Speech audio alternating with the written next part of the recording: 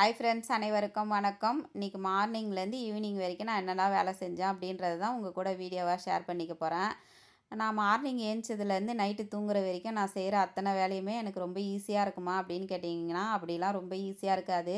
ரொம்ப சிரமமாக தான் இருக்கும். ஒரு நார்மல் பர்சன் பண்ணுற அளவுக்கு எல்லா வேலையும் அப்படி ஈஸியாலாம் செஞ்சிட முடியாது.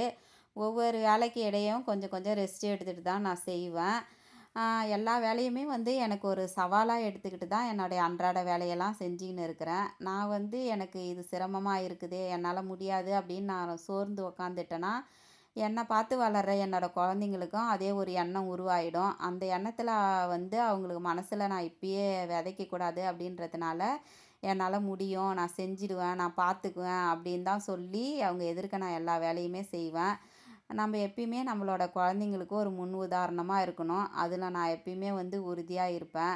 இன்னைக்கு நான் காலையில எந்திரிச்ச உடனே வாசல்ல போயிட்டு ஒரு கோலம் போட்டேன். அதுக்கப்புறம் கிச்சனுக்கு வந்து அ ஒரு டம்ளர் சுடு தண்ணி போட்டு குடித்தேன். இந்த சுடு தண்ணி மட்டும் நான் குடிக்கலன்னா, அன்னைக்கு ஒரு நாள் ஃபுல்லா எனக்கு ஏதோ உடம்பு டயர்டா இருக்கிற மாரியே இருக்கும். அதுக்கப்புறம் சுடு தண்ணி போட்ட பாத்திரத்திலேயே பாலையும் ஊத்திட்டு, அரிசியும் கழுவி இன்னொரு பக்கம் அடுப்புல வச்சுட்டேன். இன்னைக்கு ரசமும் பீட்ரூட் பொரியலும் பண்ணணும். அதனால ரசத்துக்கும் பீட்ரூட்டுக்கும் கீழே உட்காந்து ரெடி பண்ணிக்கிட்டு இருந்தேன். பால் காய்ஞ்ச உடனே சின்ன பொண்ணு வந்து காஃபி தான் குடிப்பாங்க. அவங்களுக்கு ஒரு டம்ளர் காஃபியை போட்டு கொடுத்துட்டு, ஹஸ்பண்டுக்கு ஒரு டம்ளர் டீயும் போட்டு கொடுத்துட்டு, அதுக்குள்ளே ரசத்துக்கும் பீட்ரூட்டையும் ரெடி பண்ணுறதுக்கு எல்லாத்தையும் ரெடி பண்ணி, அதையும் செஞ்சு முடித்து டிஃபன் பாக்ஸில் வச்சு எல்லாத்தையும் ரெடி பண்ணிட்டேன். மார்னிங்க்கு அவங்களுக்கு 2 தோசையும் ஊற்றி கொடுத்துட்டேன். அவங்களும் சாப்பிட்டுட்டு காலேஜுக்கு கிளம்பிட்டாங்க. அதுக்கப்புறம் கிச்சனுக்கு வந்து கிச்சனில் சமைச்சது எல்லாத்தையும் எடுத்து வேறு பாத்திரத்தெல்லாம் மாற்றிக்கிட்டு இருந்தேன். பெரிய பொண்ணு ஏந்திச்சு வந்து, "அம்மா எனக்கு ஒரு டம்ளர் காஃபி வேணும்னு" கேட்டாங்க. அவங்களுக்கு ஒரு டம்ளர் காஃபியை போட்டு கொடுத்துட்டு, நான் எல்லாத்தையும் மாற்றி வச்சதெல்லாம் அவங்கக்கிட்டயே கொடுத்து எடுத்துன்னு போய் டேபிள் மேலே வைக்க சொன்னேன். அவங்களே எடுத்துகிட்டு போய் டேபிள் மேலே வச்சுட்டு, நான் பாத்திரத்தெல்லாம் எடுத்து டப்பில் போட்டு வச்சுருந்தேன். அந்த பாத்திரத்தெல்லாம் எடுத்துகிட்டு போய் பின்னாடி வச்சுட்டு, அவங்க வந்து ஹாலெல்லாம் பெருக்கிட்டு மாப் போட்டு விட்டாங்க. நான் வந்து கிச்சனை வந்து தொடச்சிட்டு, அதுக்கப்புறம் அடுப்பெல்லாம் தொடச்சி விட்டேன். எல்லாரும் வந்து டடாயில் போட்டு துடைக்க வேணான்னு சொன்னீங்க. அதனால கொஞ்சம் எலுமிச்சம்பழத்த ஊற்றி தான் நான் அடுப்பு மேடையும், கிச்சனையும் தொடச்சேன். அதுக்கப்புறம் கீழே பெருக்கிட்டு, கீழேயும் கொஞ்சம் எலுமிச்சம்பழத்தையே ஊற்றி அதையும் தொடச்சி விட்டுட்டேன்.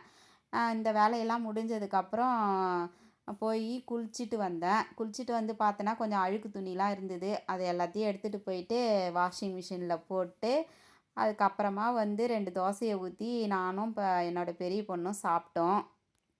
அப்புறம் சாப்பிட்டு முடிச்ச உடனே பீரோக்குள்ள இருந்த புடவையெல்லாம் கொஞ்சம் எடுத்து கீழே போட்டு வச்சுருந்தாங்க. அதை எல்லாத்தையும் வந்து பொண்ணு மடித்து வச்சுக்கிட்டு இருந்தாங்க.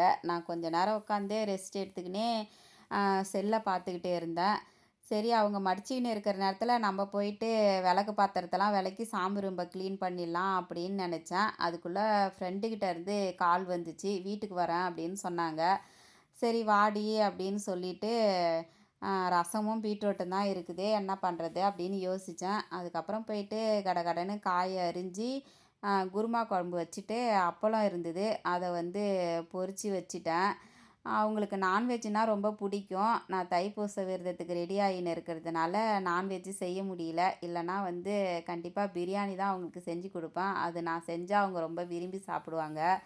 நம்ம மேலே வந்து அன்பு காட்டுறதுக்கு நம்ம ஃபேமிலியும் தாண்டி யாராவது இருக்கணும் அப்படின்னு நம்ம நினைப்போம்ல. அப்படி நான் எனக்காக ரொம்ப அன்பு காட்டுற ஒரு பர்சன் அப்படின்ற என்னோடய லிஸ்ட்டில் இருக்கிறது இவளும் ஒருத்தவ. இவ என்னோடைய வந்து உயிர் ஃப்ரெண்டு. எனக்காக என்ன வேணாலும் செய்வா. அந்த அளவுக்கு என் மேலே ஒரு அன்பும் பாசமும் பற்றும் வச்சிருக்கிற ஒரு நபர் இவ. சமையல் வேலையெல்லாம் முடிச்சதுக்கப்புறம் பாப்பா வந்து துணியெல்லாம் மடித்து வச்சுட்டு இருந்தா. அவள் கூட வந்து நான் ஹெல்ப் பண்ணிக்கிட்டு இருந்தேன். அவளுக்கு வந்து டியூட்டிக்கு டைம் ஆயிடுச்சு. அவள் கிளம்பி போகிறதுக்காக ஃப்ரெஷ்ஷப் ஆகிறதுக்கு கிளம்ப போயிட்டா. அதுக்கப்புறம் நான் எல்லா துணியும் மடிச்சுக்கிட்டு இருந்தேன். அதுக்குள்ளே ஃப்ரெண்டு வந்துட்டாங்க. அதை அப்படியே வச்சுட்டு அப்புறம் அவங்க கூட போயிட்டு கொஞ்ச நேரம் உட்காந்து பேசிக்கிட்டு இருந்தேன். சாப்பிட்லாம் அப்படின்னு சொல்லிட்டு எல்லாத்தையும் ரெடி பண்ணி வச்சோம். நான் அதை வீடியோ எடுத்து உங்களுக்கு காமிக்கலாம் அப்படின்னு நினச்சேன். ஆனால் வந்து அவள் ரொம்ப கூச்சப்பட்டு என்னை வீடியோ எடுக்காத அப்படின்னு சொல்லிட்டா. அவளுக்கு விருப்பம் இல்லாமல் நம்ம அவளை வீடியோ எடுக்கக்கூடாது அப்படின்றதுனால நான் அதை வீடியோவே எடுக்காமல் நாங்கள் 2 பேரும் உட்காந்து சாப்பிட்டுட்டு அதுக்கப்புறம் ஹஸ்பண்ட் வந்தாங்க. அவங்களுக்கு சாப்பாடு போட்டு அவங்களும் சாப்பிட்டாங்க. அவங்க கிளம்பி போனதுக்கப்புறம் நாங்க 2 பேரும் டைம் போனதே தெரியாத அளவுக்கு அவ்வளோ நேரம் பேசின்னு இருந்தோம். எனக்கு அவ வந்தாலே வந்து அவ்வளோ ஒரு ஹாப்பியா இருக்கும். அவன்னு கிடையாது. எனக்கு எங்க வீட்டுக்கு யாராவது ஒரு விருந்தாடி வந்துட்டாங்கன்னா, எனக்கு அவ்வளோ ஒரு ஹாப்பியா இருக்கும். இன்னைக்கு வந்து எனக்கு அவ்வளோ ஒரு சந்தோஷமா இருந்தது. இன்னைக்கு டைம் போனது தெரியாத அளவுக்கு நாங்க 2 பேரும் அவ்வளோ நேரம் பேசிக்கிட்டு இருந்தோம்.